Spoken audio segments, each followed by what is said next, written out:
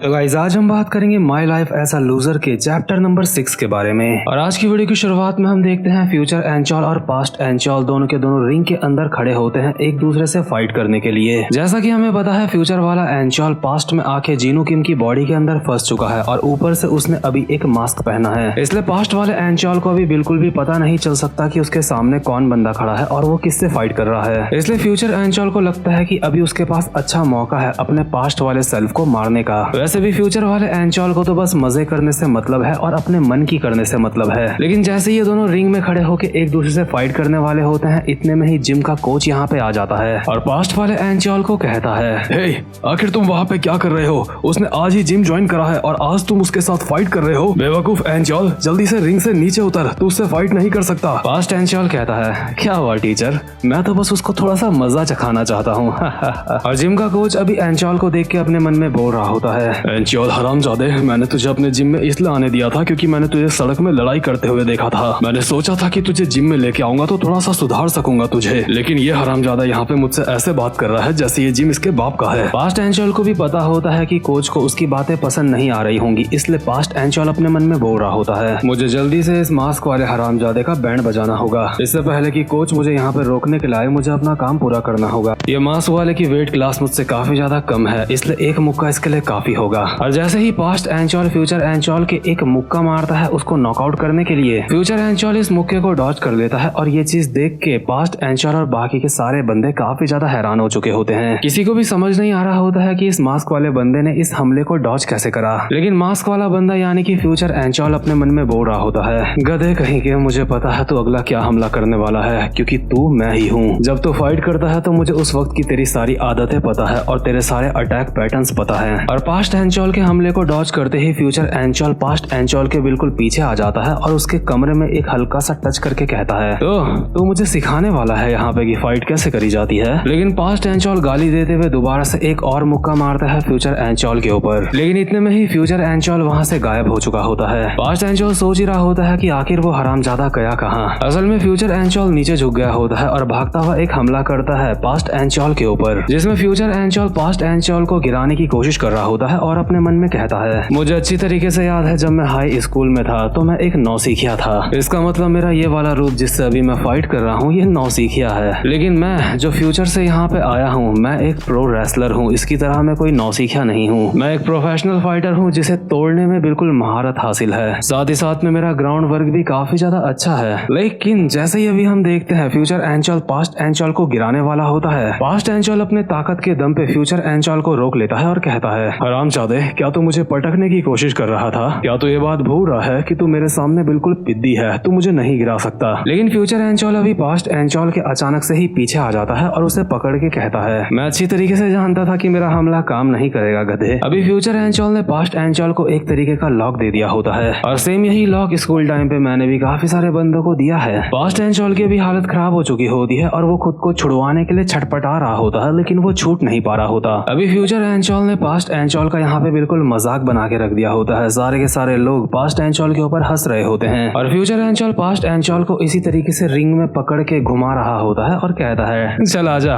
Train की नकल करते हैं, छुक छुक छुक छुक। मतलब यार ये हरामजादा एंचॉल इतना ज्यादा हरामखोर है कि खुद को बुली करने से भी पीछे नहीं हटता। ना पास्ट एंचॉल खुद को बुली करने में शर्माता है, ना फ्यूचर एंचॉल खुद को बुली करने में शर्माता है। साथ ही साथ में फ्यूचर एंचॉल अपने मन में अभी बोल रहा होता है, मेरा ये हमला जुजुत्सु में एग्जिस्ट नहीं करता है, इस हमले को मैंने खुद से बनाया है ताकि मैं अपने दुश्मनों को अच्छी तरीके से मजा चखा सकूं। साथ ही साथ में भी पास्ट एंचॉल का और ज्यादा मजाक उड़ाने के लिए फ्यूचर एंचॉल पास्ट एंचॉल को इधर उधर हिलाने लगता है और वो कुछ भी नहीं कर पा रहा होता। और सच में ये वाला लॉक एक इस तरीके का लॉक है, अगर इसके अंदर कोई फंस गया तो इससे फर्क नहीं पड़ता कि वो कितना ताकतवर है, अगर तुम्हारे ये सही तरीके से पड़ गया तो इससे छूटना काफी ज्यादा मुश्किल है। जो बहुत ही खतरनाक बंदे होंगे वही सिर्फ इस लॉक से छूट सकते हैं। और यही बात अभी फ्यूचर एंचॉल पास्ट एंचॉल को बोल रहा होता है कि ज्यादा छटपटाने की जरूरत नहीं है, तो कुछ भी नहीं कर सकता अभी बेटे। और पास्ट एंचॉल जो वैसे काफी ज्यादा ताकतवर है, अभी उसे ऐसा महसूस हो रहा होता है जैसे उसके अंदर ताकत ही नहीं है। और उससे भी ज्यादा इरिटेटिंग बात पास्ट एंचॉल के लिए ये होती है कि यूजिन चे अभी उसे इस हालत में देख रही होती है, इसलिए फ्यूचर एंचॉल अभी बहुत ही ज्यादा शर्मिंदा हो चुका होता है। और अभी रिंग के अगल बगल के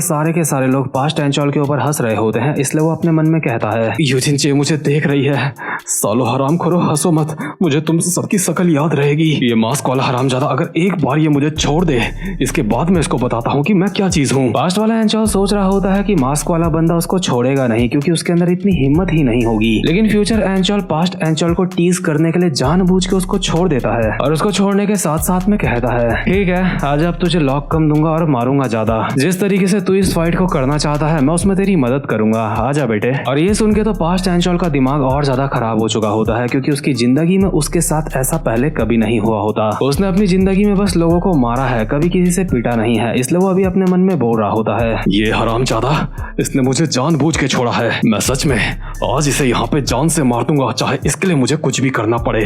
आज ये मास्क वाला मेरे हाथ से यहाँ पे मरेगा, मैं इसका मर्डर कर दूंगा। इसलिए पास्ट एंचॉल भागता हुआ जाता है फ्यूचर एंचॉल के पास और उसको पकड़ के जमीन में गिरा देता है, जो देख के पास्ट एंचॉल के साथ के बंदे काफी ज्यादा खुश लग रहे होते हैं क्योंकि उनके साथ का बंदा जीत रहा होता है। सबको ऐसा लग रहा होता है मास्क वाले स्लैपी पैपी का खेल अब खत्म हो चुका है। अब तक वो सिर्फ एंचॉल को इसलिए मार पा रहा था क्योंकि वो ट्रिक्स यूज कर रहा था। लेकिन स्लैपी पैपी का अंतिम संस्कार इन्हें जल्दी ही जिम के अंदर ही करना होगा। लेकिन जिम के कोच की आंखें अभी कुछ और देख रही होती हैं, इसलिए वो कहता है, नहीं, जैसा तुम सोच रहे हो वैसा नहीं है, अभी वो डिसएडवांटेज पे चल रहा है। दूसरा बंदा कहता है, हाँ, स्लैपी पैपी डिसएडवांटेज पे चल रहा है ना, आपने बिल्कुल सही कहा। कोच कहता है, नहीं, स्लैपी पैपी नहीं, एंचॉल अभी डिसएडवांटेज पे चल रहा है। जरा ध्यान से स्लैपी पैपी के पैरों को देख, उसने एंचॉल को अपने पैरों से पकड़ लिया है। अभी एंचॉल ने अगर एक सेकंड के लिए भी खुद को ढीला छोड़ा तो स्लैपी पैपी उसे बिल्कुल टाइट कर देगा अपनी पकड़ से। और अभी हो भी यही रहा होता है। फ्यूचर एंचॉल ने पास्ट एंचॉल को लगभग अपनी पकड़ में दोबारा से ले लिया होता है, लेकिन पास्ट एंचॉल के पास क्योंकि ताकत ज्यादा होती है इसलिए वो ठीक से स्लैपी पैपी के पकड़ में नहीं आ रहा होता। और साथ ही साथ में पास्ट एंचॉल अपने मन में बोल रहा होता है, अगर इस पोस्टर में मैंने इसके मुक्का मारा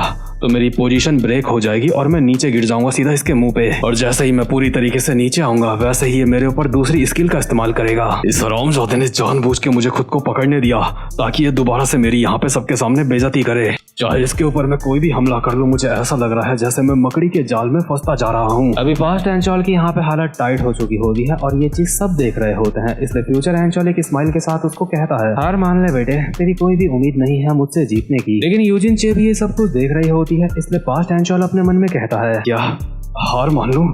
लेकिन यूजिन चे अभी मुझे देख रही है। इसलिए पास्ट एंचॉल अभी अपना पूरा का पूरा दम लगा के अपनी बॉडी को उठा लेता है और खड़ा हो जाता है। और फ्यूचर एंचॉल अब भी उसकी बॉडी से चिपका हुआ होता है, वो हवा में होता है। पास्ट एंचॉल ये सोच रहा होता है कि ये साला कोई भी स्किल अब मेरे ऊपर आजमा ले, लेकिन मैं इससे ज्यादा ताकतवर हूँ, मैं इसको पटक के तोड़ दूंगा। लेकिन फ्यूचर एंचॉल अभी बिल्कुल रिलैक्स होता है और एक स्माइल के साथ कहता है, कमाल है एंचॉल, तू तो सच में काफी ज्यादा ताकतवर है, लेकिन तू इतनी सारी ताकत का करेगा क्या अगर तू उस ताकत को मेरे ऊपर इस्तेमाल ही नहीं कर सकता। इसी के साथ फ्यूचर एंचॉल ने पास्ट एंचॉल को अड़ंगी देके उसको जमीन में गिरा दिया होता है और दोबारा से उसके ऊपर आ चुका होता है। अभी जिम का कोच भी ये चीज देख के हैरान होता है कि आखिर ये मास्क वाला बंदा है कौन जो इतनी खतरनाक तरीके से फाइट कर रहा है, और वो अपने मन में कहता है, आखिर ये बंदा है कौन?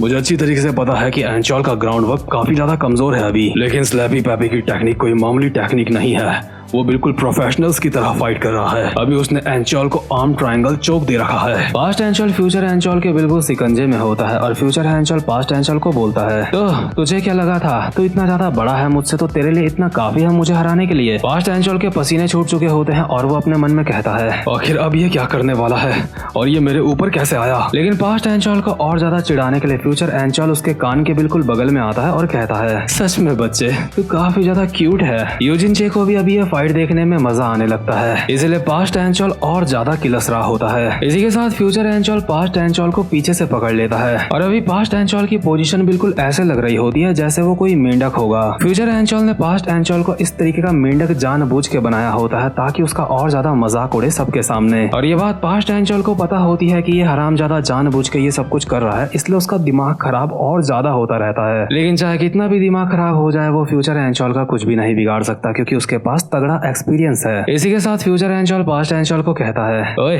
मेरे पास तेरी कुछ चीज है जो मुझे वापस करनी है, ये ले, बिना मतलब के मैं भी तेरी गर्दन दबाऊंगा हरामजादे। अभी पास्ट एंचॉल की गर्दन दबाई जा रही होती है और वो बेचारा अभी अपने मन में बोल रहा होता है, ये चाहता तो बहुत पहले ही मुझे हरा के इस मैच को खत्म कर सकता था, लेकिन ये जानबूझ के मुझे यहाँ पे बेइज्जत कर रहा है सबके सामने। यूजिन चे मुझे देख रही है, मैं हार नहीं मान सकता। और ये बात फ्यूचर एंचोल को अच्छी तरीके से पता होती है कि चाहे ये मर जाएगा लेकिन ये हार नहीं मानेगा, और इसीलिए तो फ्यूचर एंचोल पास्ट एंचोल के साथ इतना अच्छी तरीके से खेल पा रहा होता है। फ्यूचर एंचोल ने पास्ट एंचोल को भी यहाँ पे पूरी तरीके से बेहोश कर दिया होता है और अपने मन में कहता है, पास्ट वाले एंचोल मुझे माफ करियो, मैंने सोचा नहीं था कि मैं तेरा यहाँ पे इतना गंदा कुत्ता बनाऊंगा, लेकिन क्या करूँ, मैं हूँ ही इतना ज्यादा ताकतवर। हालांकि अभी मैं इस लूजर की बॉडी के अंदर हूँ जो कि काफी ज्यादा कमजोर है, इसीलिए मुझे तुझे लॉक देना पड़ा ताकि मैं तुझे हरा सकूं, क्योंकि अभी मैं एक लूजर की बॉडी के अंदर हूँ। लेकिन पास्ट वाला मैं काफी ज्यादा ताकतवर था, इसलिए मुझे लगता है अगली बार अगर मैं इसके साथ फाइट करूंगा तो मैं अगली बार इतनी आसानी से जीत नहीं पाऊंगा। मुझे अच्छी तरीके से पता है कि पास्ट वाला एंचोल अभी खुद से ही काफी ज्यादा शर्मिंदा होगा, क्योंकि मार खाते हुए यूजिन चे ने उसको देख लिया, इसलिए अपने पुराने वर्जन को देख के उसके लिए थोड़ा सा बुरा तो मुझे लग रहा है। तो खैर यहाँ का मामला निपट चुका होता है और फ्यूचर एंचोल वापस से मास्क उतार के स्कूल चला गया होता है जीनू किम की बॉडी में, और स्कूल जाते ही साथ पास्ट एंचोल ने जीनू किम की गर्दन पीछे से पकड़ ली होती है, यानी कि फ्यूचर एंचोल की। पास्ट एंचोल बोल रहा होता है,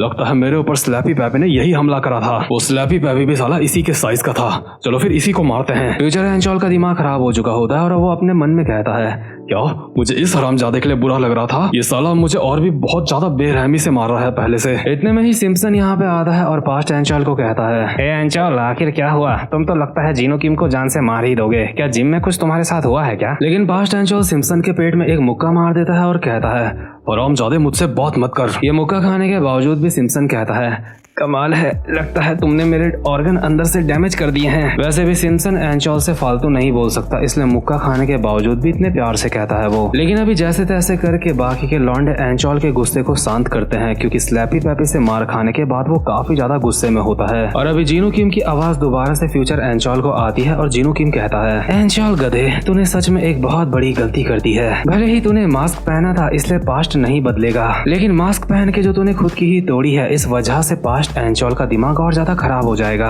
और इसका मतलब यह है कि अब उस चीज की शुरुआत होने वाली है, वो पहला हादसा अब होने वाला है जो कि मेरे साथ हुआ था। हालांकि फ्यूचर एंचोल अभी ये सब कुछ सुन नहीं पा रहा होता, क्योंकि वो बेहोश होता है मार खा के। इसी के साथ पास्ट एंचोल जाता है मोटे के पास और उसको कहता है, ओए मोटे, अपनी जगह से उठ। और ऑब्वियसली एंचोल मोटे को प्यार करने के लिए तो उठा नहीं रहा होगा, जरूर मोटे की टूटने वाली है। साथ ही साथ में जीनू किम के साथ जो 4 खतरनाक इंसिडेंट हुए थे, उनमें से एक की शुरुआत भी होने वाली होती है, और वही पहले इंसिडेंट को फ्यूचर एंचोल को रोकना होता है अगर उसको अपनी पुरानी बॉडी में वापस आना है। यानी कि गाइस यहाँ से मामला गर्म हो चुका है और इस स्टोरी ने अपना नेक्स्ट गियर पकड़ लिया है। लेकिन ये वाला चैप्टर यहीं पे खत्म होता है। उम्मीद करता हूँ कि आपको आज की वीडियो भी अच्छी लगी हो। आप चाहो तो वीडियो को लाइक कर सकते हो, और अगर चैनल सब्सक्राइब नहीं करा है तो वो भी कर सकते हो, अगर आप मेरे चैनल पे वीडियोस देखते रहना चाहते हो। तो ठीक है गाइस, मैं मिलता हूँ आपसे अपनी नेक्स्ट वीडियो में, तब तक के लिए गुड बाय।